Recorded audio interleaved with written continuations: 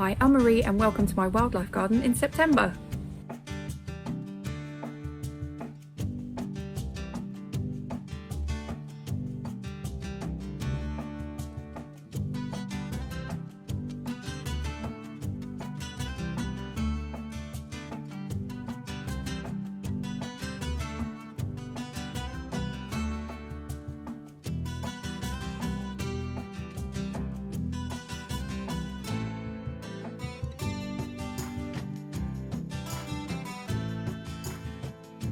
This month in the Wildlife Garden, we're focusing on providing food and water for hedgehogs and birds and creating shelter for hibernating animals.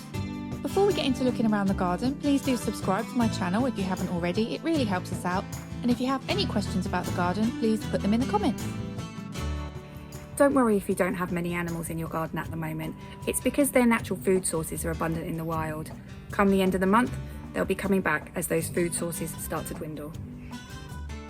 Although your gardens might be a bit quiet at the moment when it comes to wildlife, you may be lucky enough to see some of the following animals. You may be spotting hedgehogs around this time and bats who will be out and about feeding in preparation for hibernation, and also jays and squirrels who will be out gathering acorns for the winter. You may also see some slow worms, especially young ones. And late summer butterflies such as the red admiral can also be seen. If you're lucky, you might see a hummingbird hawk moth. You may also see foxes.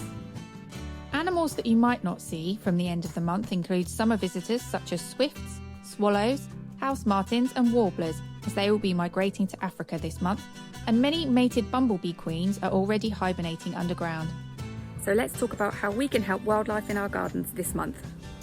Continue to clean bird feeders and bird water trays this month to prevent the spread of disease, and make sure you fill any bird baths or bird trays with clean water.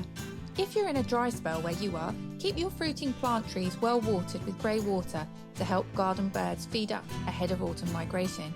Many mammals will also be appreciative of native berry bushes in your garden.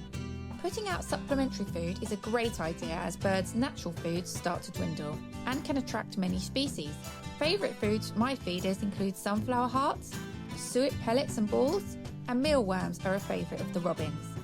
You can also put out chopped up apples and pears and soaked raisins, but don't feed bread or salty food as these fill up birds' stomachs but lack the nutrients that they desperately need.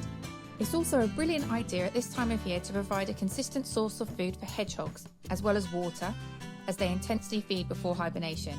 Meaty cat or dog food is best, with chicken flavour being the best option. Pollinators will greatly appreciate late blooming flowers.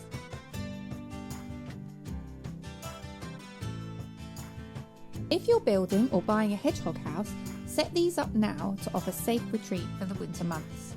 You can also leave patches of long grass and create log piles to offer shelter and hibernation sites for invertebrates, amphibians and other small creatures. Establish or improve compost heaps as they can become habitats for reptiles and slow worms.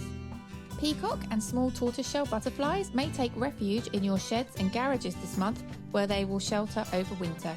Having dense shrubs in your garden, such as ivy and thick hedges, give birds cover from cold winds and predators.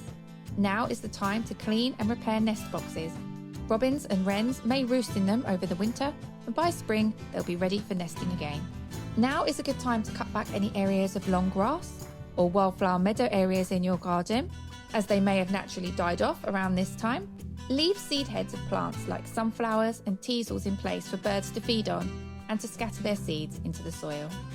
It's also useful to leave fallen fruit and leaf piles and to make sure there's open access routes through your fences to help wildlife travel in and out of your garden.